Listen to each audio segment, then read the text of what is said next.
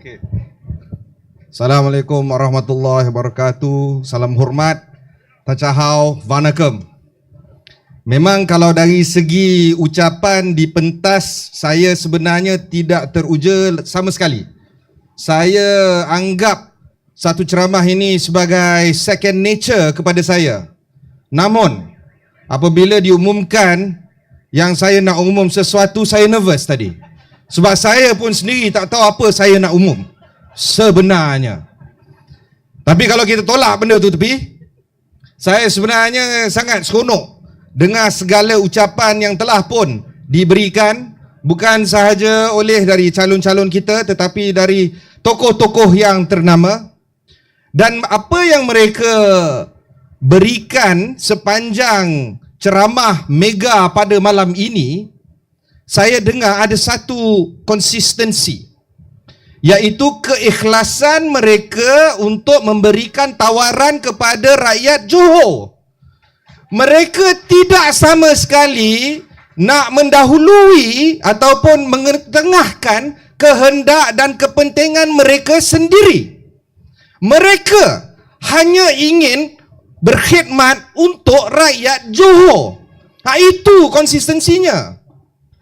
Kalau saya dengar daripada ceramah-ceramah daripada tempat lain, saya memang anak jati Johor, betul, benar.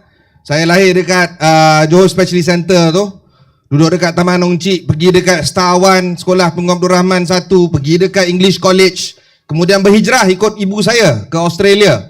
Dia buat PhD di sana dan kemudian kita bermastautin di Kuala Lumpur. Jadi saya tahu orang Johor, dia sebenarnya sangat reluctant to change. Sangat reluctant. In fact, tak usah kata untuk berubah arah dari segi kompas politik mereka.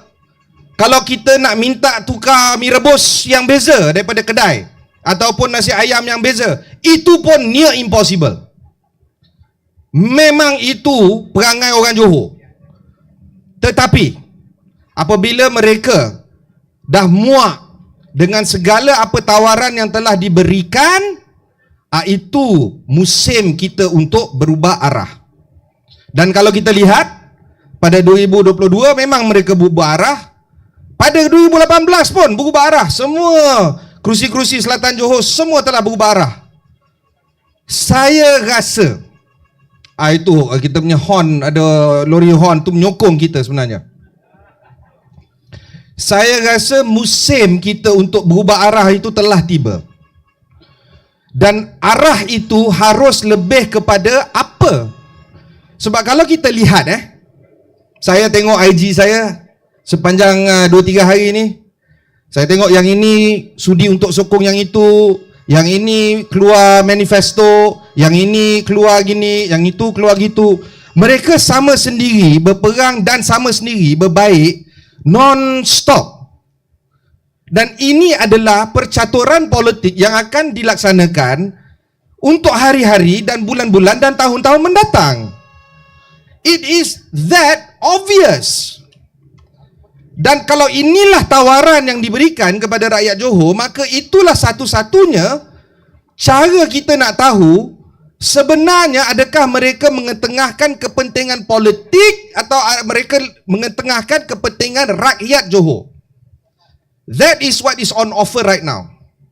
Dan kalau kita compare and contrast, bandingkan dan juga bincangkan tawaran yang sedia ada di sana dan tawaran yang kita telah lihat pada malam ini, jelas bahawa hanya satu sahaja tawaran yang ingin mengetengahkan kepentingan rakyat Johor, iaitu Parti Bersama.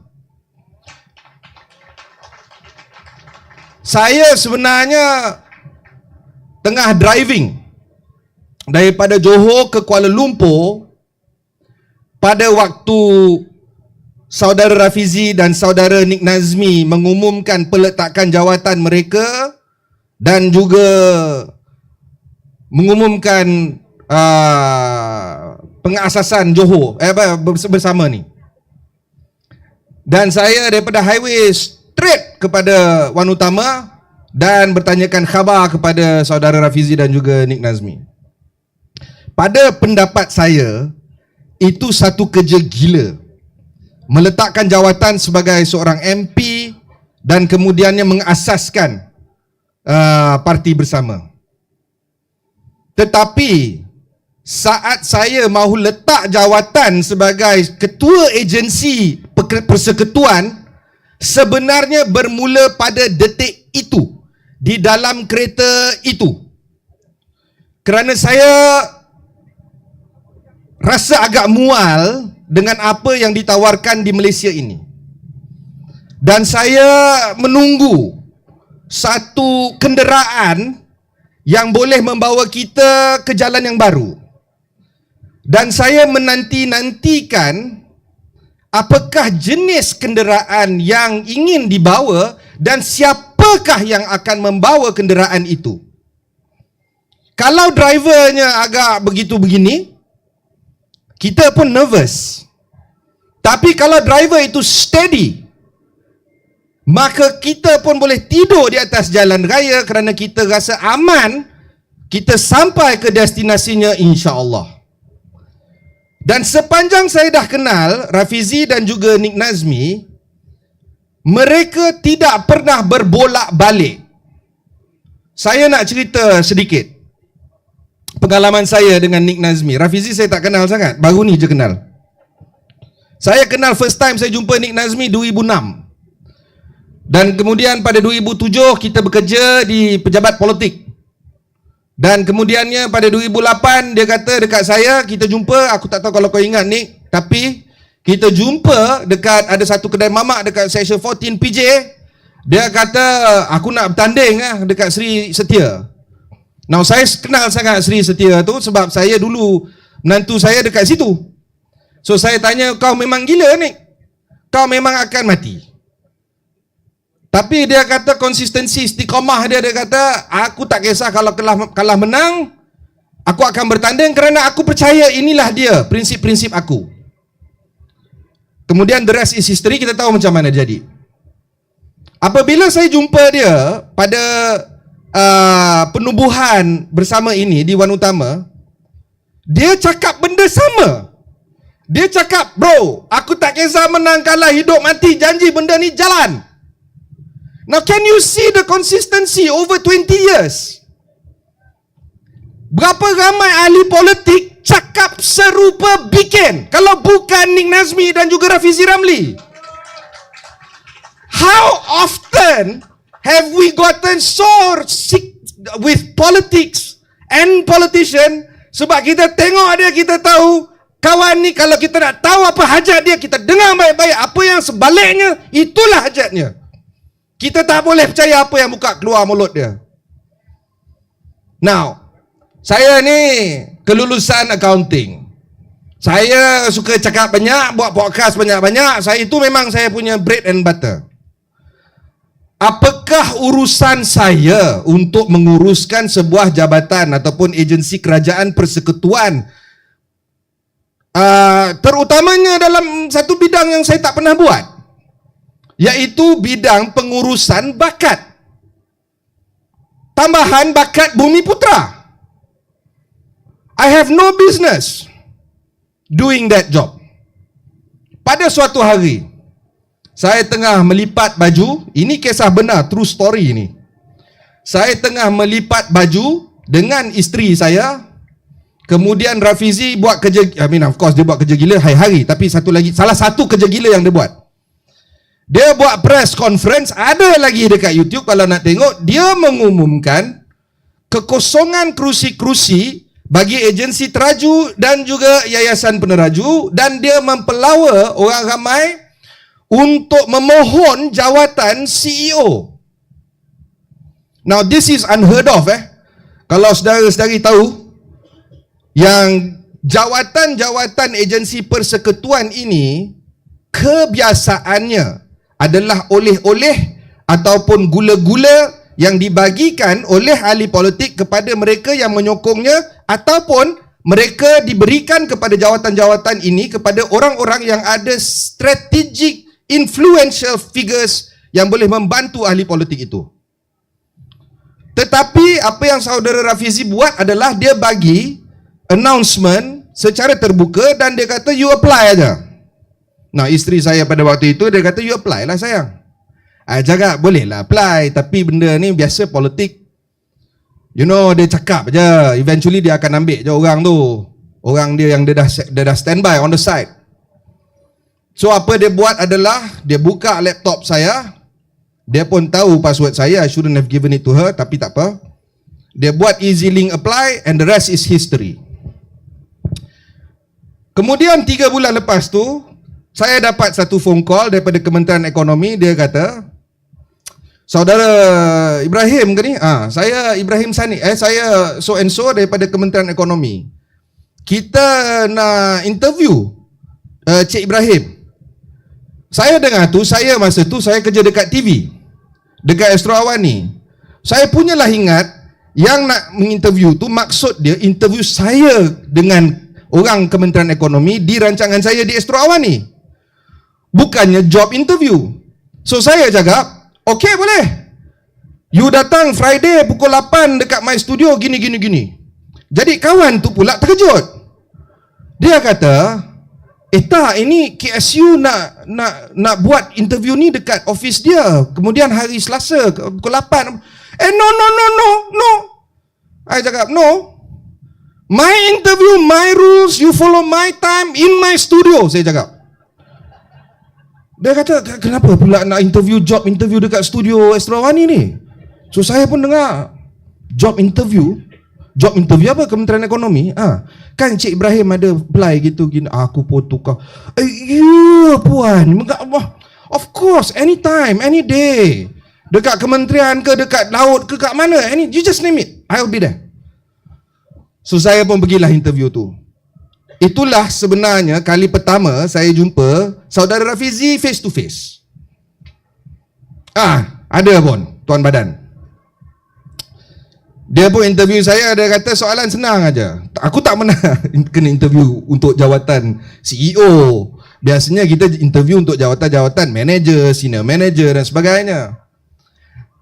Soalan dia saya pun tak tahu. Kalau saudara Raf ingat, if I were to give you a piece of blanket paper, how would you describe the realm of the Bumiputera ecosystem and the business and the talent and the gini.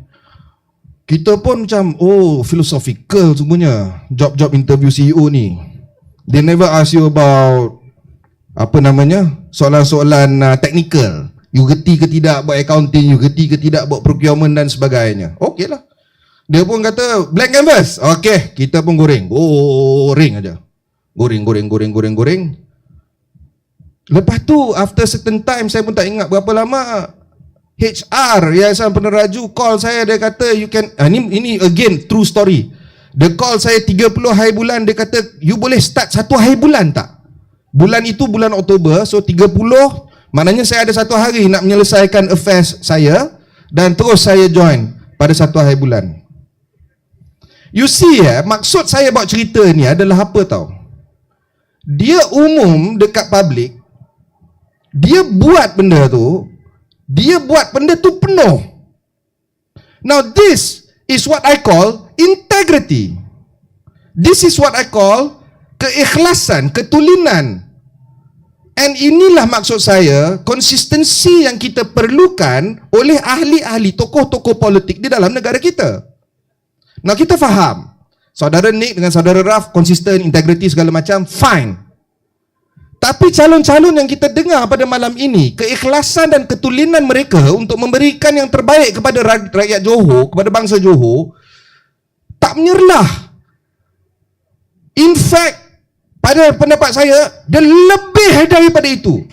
Dia menyala-nyala, berkobar-kobar. Dia kalau dia malu atau pentas, dia bilang, saya sebenarnya malu, saya pun baca 10 step saya ni. Now if that is not honesty, I don't know what is. I don't need my politicians to be fancy and can speak and all that. Saya tak kisah benda tu. Kita ada ramai dah politician yang boleh cakap. In fact, Eugene contohnya, dia dah bagi dah laporan-laporan angan-angan dia. Kalau andai kata dia nak buat, andai kata dia dipilih sebagai wakil rakyat, inilah dia. Ini dah bagi pembayang tentang apa yang dia nak buat. Kita dapat pembayang yang lain daripada pihak-pihak lawan. And this is what I mean by giving the best to the people. Jadi sebelum saya akhiri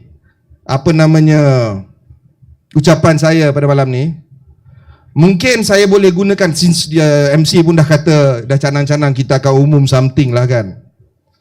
Saya nak umumkan bahawa saya telah menyertai Parti Bersama kerana saya percaya ramai rakyat Johor macam saya yang berfikiran progresif, yang inginkan progresif politics, tetapi takut ataupun belum tentu lagi mau memilih bersama, akan mengambil mungkin secebis daripada pengalaman kita pada malam ini untuk saya tunjukkan bahawa ada at least rakyat Johor ada 2 juta lebih kurang, at least ada satu rakyat Johor yang progresif, yang berani meletakkan jawatan dia, yang gaji besar lain macam, dan sekarang ini join grup penganggur sama dengan Rafizi dengan Nick. Saya dah menganggur lebih kurang 2 minggu dah. It's not a good feeling, I can tell you that.